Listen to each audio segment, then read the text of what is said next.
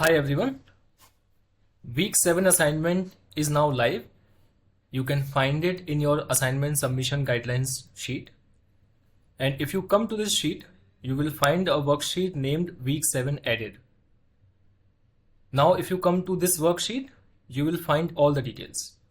They include what is the deadline. It's 3rd of October and we will appreciate if you can just stick to the deadlines. All the details are here. You can click on these tabs, the assignment cells, and it will take you to a GitHub page where you will find the assignment details. All right.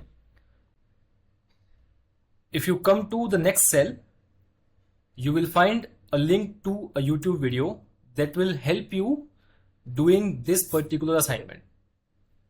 So all the details are now added to this sheet, the assignment document as well as the video. Then you will find the marks for the assignment and blocks.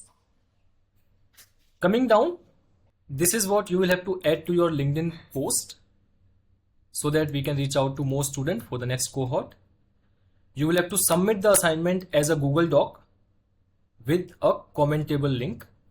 And when you want to submit your assignment, you can simply come here, click on this Google form and submit your assignment. I hope this is clear. Thank you.